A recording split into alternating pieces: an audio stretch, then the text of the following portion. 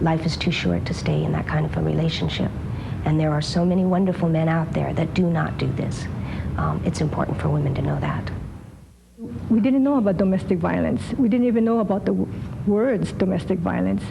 We just, you know, thought that my daughter have to make up her mind and just leave him, and that's it. And everything will be okay, you know. There are many reasons why women stay. And for me, number one was because I loved him. I believed in this man, believed in our family, and we had a dream. We had 3 children who adore him.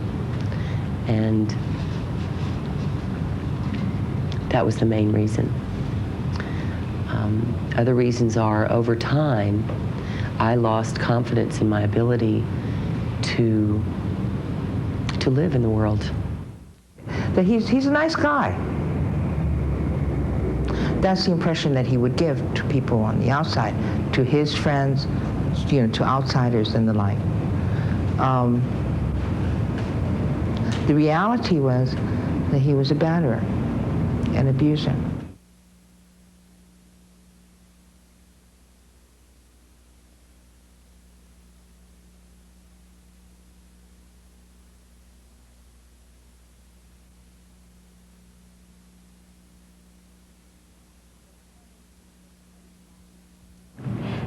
The first time that he slapped me, I don't remember how I felt about that first time, to be honest with you. I don't remember. I know that I didn't think that this was an abusive relationship. I know that he apologized, he cried, and he promised it would not happen again. And I know I wanted to believe that. There was some time that elapsed. In the beginning, it would be longer amounts of time that elapsed before it happened again. Towards the end of the relationship, the abuse was crazy. I remember him having me lean up against the kitchen wall while he held a butcher knife to my throat, right to the very edge here. And I remember being afraid that if I swallowed, it would slit my throat. And him the whole time telling me that he could easily slice my throat and it could be over if I made one sound. I remember him having a rifle and telling me, me and my daughter and him sitting in the room, and him telling me that he had decided, because I had been saying I wanted to stay like this, that we should all die, that if we were not going to stay in this relationship, then we were going to die, and that he was going to kill my daughter first because he wanted me to watch her die, and then he was going to kill me, and then he was going to kill himself. Now this is a real interesting thing that I just remembered. He wanted to go to the store, to the liquor store, and have a drink before he did this. And this just kind of explains almost the brainwashing that takes over. He wanted me to drive because he didn't want me to leave him alone. And I remember I drove him to the liquor store, and he had to get out of the car to get the alcohol. And I sat there in the parking lot and waited. I don't know how many minutes went by, but it all of a sudden occurred to me that I didn't have to wait to die, that I could leave. And it's kind of amazing that someone could have that kind of power and control over you, that you would wait and you would obey. Obeying was a very big factor here. You obeyed at any cost. You, or I, listened to whatever I was told, and I did whatever I thought would not cause abuse, not cause fights, not cause beatings. I remember one time being beat in the face and the eyes, and remembering while he was doing it, I saw stars, and I remembered thinking, when they show cartoons and you see the little characters seeing stars, I remember thinking it's true. If you get hit hard enough, you see stars. You know, I had 2 big black eyes and wore sunglasses. And another thing that I was not allowed to say that I was beaten. I either fell or I ran into something or whatever, but never say anything that made him look bad. That was very important. In retrospect, I don't know if that was more important for me or for him. It's embarrassing to be abused. You feel like people will think you did something. What did you do? What had you done? So you're embarrassed and humiliated and hurt and scared, and it feels like there's no way out and no one to turn to. Several times I would try and leave him, and I would go to his mother. And I would say, please help me, I'm scared of him. And they were also afraid of him. And they would tell me that I had to go back, and if I just behaved, that things would be okay. and just don't make him mad, and don't upset him. And I believed that if I would just not do the things that bothered him, that it would change, that it would stop. I stayed for so long because I wanted to believe. I didn't want to believe that this was happening, that this would not change. I wanted my family. I loved my husband, and I wanted to believe when he promised that it would stop, that it would stop. I was afraid to be out on my own. I was afraid that I wouldn't be able to take care of my child. I was positive in my mind that I would not get help from the law or from the courts. He informed me that he would not help financially. I knew I had never worked. I was afraid that he would kill us if we left, that I would not be protected. Well, because I wanted it to work. I wanted my daughter's father. I wanted the happy life that most of us are promised as little girls, that we're raised to believe, you know. I remember we lived in this very old house with a white picket fence, and I remember looking at it saying, what's wrong? I have my picket fence, but I'm just not happy. It's not here. I stayed because I was raised to believe that you don't get divorced. You don't, you make your marriage work. If you just did the right thing, things would work out. That's why I stayed. When I left, he told me he would never acknowledge her daughter. He never has. I know that there have been effects of growing up without a father, but I truly believe I made the right decision. I had to weigh the balance. Is it better for her to have a father who may kill us, or for her to grow up in an abusive family, or to grow up without one? My choice was that I could give her at least love, and that she could grow up in a loving home with me. I have since remarried a wonderful man who does not believe in abuse. I did not marry him for quite a while after he wanted to marry me because I didn't believe I'd ever trust a man again. But I do know that it's true that you can heal from this and learn and begin to trust again. I'm in a very happy marriage at this time. I have another child with him who's just now 5. I've learned a lot in this marriage. I brought a lot of the scars from the past with me, and we've both been through marriage counseling, and I've been through therapy, and I've learned that life can be okay. It's like I have a second chance, and that I didn't have to stay in that, and that as hard as it was, leaving, being a single mom, going through the system, that it was worth it.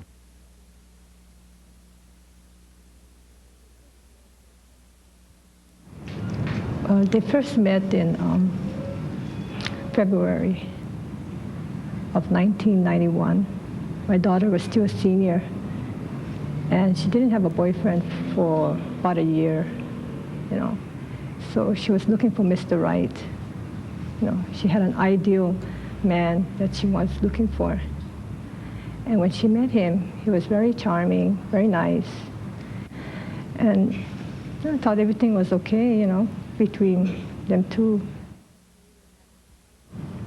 Then about 3 or 4 months later, my daughter's girlfriend came up to me and one night about 10 o'clock at night and told me, I have to talk to you because there's something really important I have to tell you about their relationship. And she came in and we talked for several hours, and my daughter wasn't home. She was with her boyfriend at that time. And what she told me was really shocking and aggravating, you know. She told us that he was hitting her, you know, slapping her, humiliating her in front of her friends. He was possessiveness, you know. If she would talk to other people around, she had a lot of friends. He would get angry and he would be real upset with her. And so she told me that she don't, you know, this girlfriend says she don't think that that this guy is good for my daughter, you know, because he's violent. And so we had a talk with my daughter, you know, afterwards, and we had him over too, and then we had them sit on a table, and my husband did the talking because I was too angry, you know. And and he told them to break up, not see each other for a couple of months because the relationship is still new yet. It's only about 3 or 4 months old. So maybe they should kind of like circulate and go around, see other people. But it didn't work, not even for a week. He was already, trying to convince her to get back with him and stuff, sweet talking her and stuff. And unfortunately, she decided to move out of the, and because he invited her to live with him and his family. And so she did.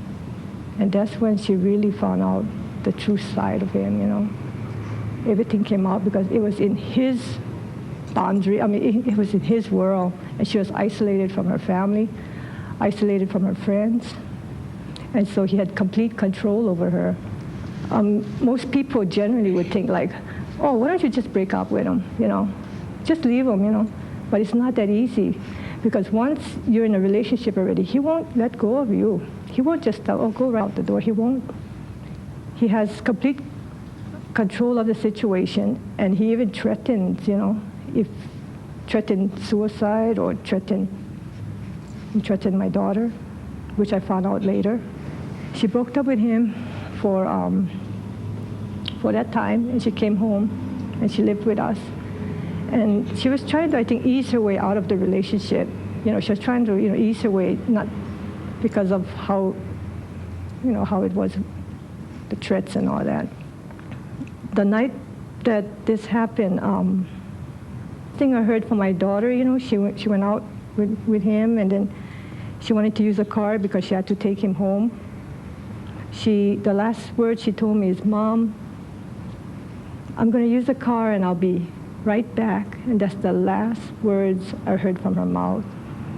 Until 2 hours later, I got the phone call, from the hospital, telling me to come down because my daughter's in the hospital.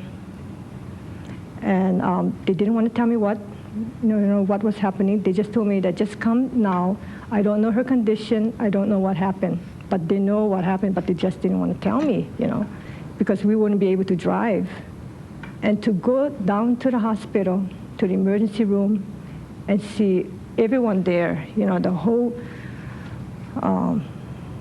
medical staff in the emergency room, in this small room, and just to go there and, say, what happened, what happened? And one of the nurses came out, and when she didn't say anything and she wanted me to go to another room, I knew it was bad already, And when I sat down and I found out that she was shot in the face with a .357 Magnum, that's the worst thing.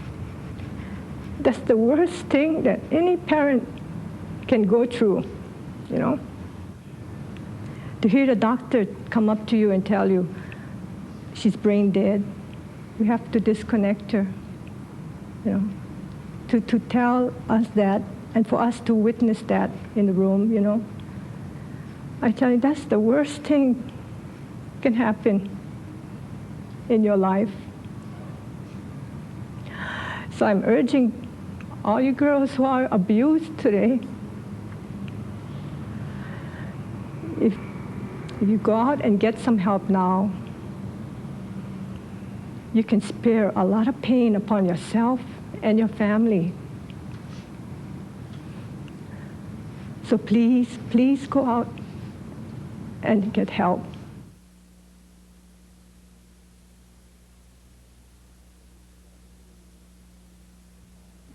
He started hitting me.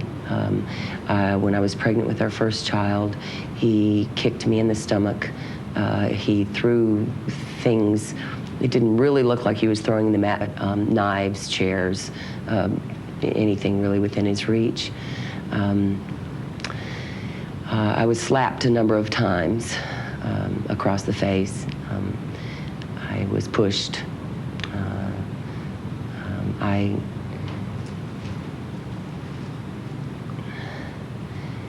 I still, almost immediately afterwards, would think how much he didn't mean to do it.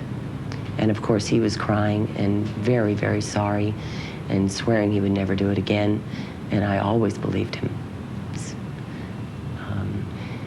I wanted to believe him. At this point, I was dependent on this man, not just emotionally and psychologically, but economically as well.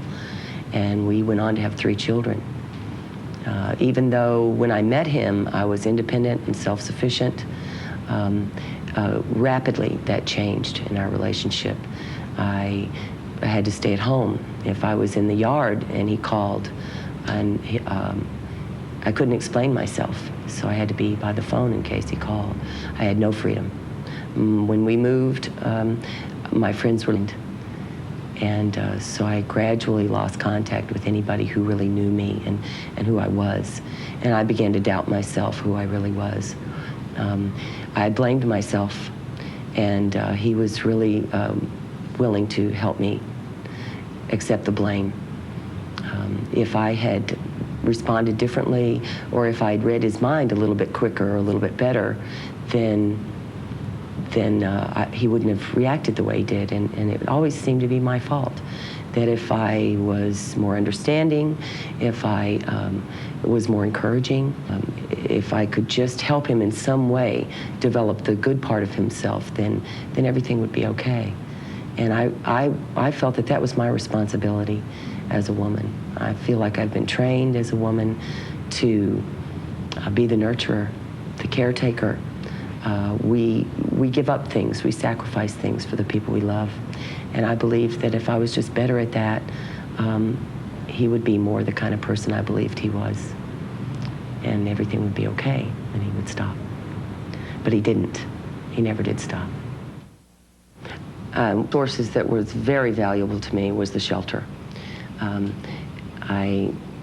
In the shelter, I learned about temporary restraining orders. I learned about a lot of the issues surrounding abuse and how it happens, what are the dynamics, and got to begin to learn about it. And with their help, I was able to get a restraining order the first time. One of the things that helped me finally get out was because I finally began to see what effect it was having on my 3 small children. Up until that point, because there was a time that he was not physically violent towards me, not actually, I mean, he didn't actually hit me, that I believed that my 2 younger children had been spared and that they didn't know this about their father. And he started throwing things again, and my young children saw him throw knives and chairs across the room and other various heavy articles in my direction. I couldn't deny it anymore. I couldn't hide it from them anymore. I couldn't, your father's okay, because they could see for themselves. As far as what life has been like since we separated this last time, it's been very difficult. It's been 2 years now. The abuse continued for most of the last 2 years. The restraining order, again, he violated the restraining order a number of times, was never arrested. He continued to use money to keep me, not dependent, but to keep me thinking that I would have a harder time if he didn't help support the 3 children. Finding work when I'd been out of the workforce for many years. I didn't feel really good about myself at all. I'd been isolated all those years. My friends were not really close friends. Some of the friends that I thought were close, I lost when we separated. They were no longer friends. On the other hand, not having someone there in the house all the time, controlling me and psychologically putting me down, emotionally putting me down, using all those tactics to keep me down and make me feel bad about myself. The tension in the household with the children, having that lessened was intoxicating. It was, the sense of freedom was wonderful.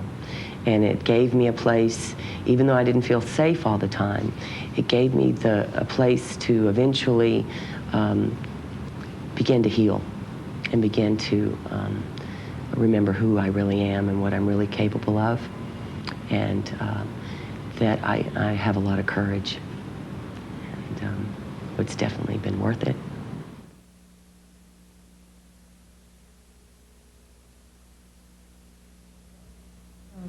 I had always felt a bit uneasy about the relationship that my daughter had with her batterer, her husband. I couldn't quite pin it down. The one thing that I made sure was that I stayed close to her, that our whole family tried to understand. It's nothing you can pin down at first. And it wasn't until the second time she tried to separate from him that she began to tell me of things that otherwise I wouldn't really have been aware of the psychological kinds of things, abuse, I guess is what you call it, that he would put her through, making her feel not worthy of even the relationship that they had. I do recall very strongly during the second separation her telling me that she didn't feel, she felt everything was hers to blame, and asked her why she felt that way. And she said, well, he said, and he said, and he said, and it all boiled down to what was wrong with her. Everything that was wrong with her, and blamed everything on her. And what I did know at that time during that separation was that on the one hand, although she had apparently mustered enough inner strength to break away from the relationship, on the other hand, her self-esteem had suffered tremendously.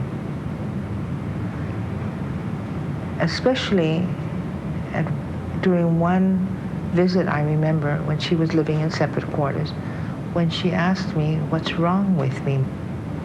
It was a very curious time for me because I couldn't understand all of this. Okay. The only thing I knew was that nothing was wrong with her.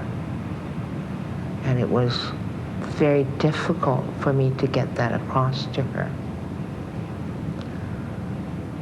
Now that I look back on everything in retrospect, what I think happened during that second separation, and that lasted for about a half a year, is that during that second separation, in spite of the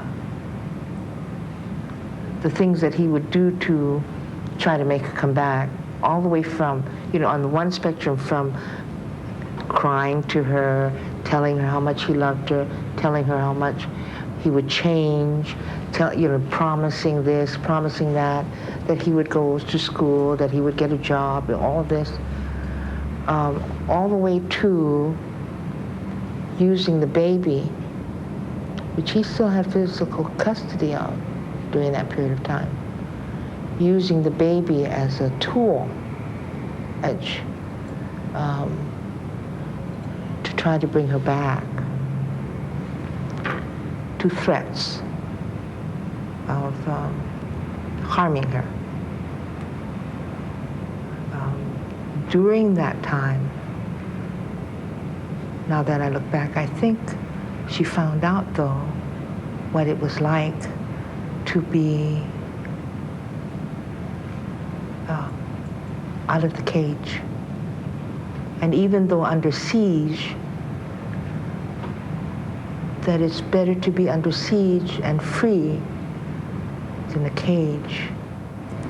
This man had threatened my daughter's life on more than one occasion. Seriously. We had come to the point where then the idea was to seek out whatever help was available that we knew of.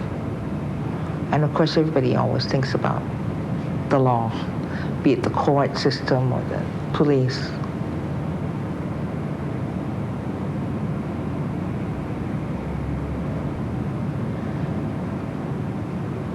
Toward the end,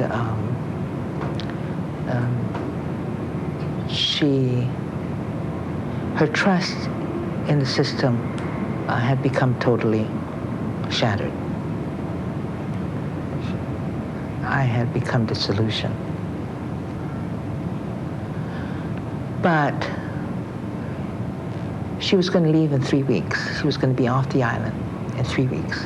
October 1st, she was going to be leaving. September 7th. I guess that's one of the things I cannot forget because it keeps going in my mind. And she said, "Mom, I'm going to have to die before anybody believes me."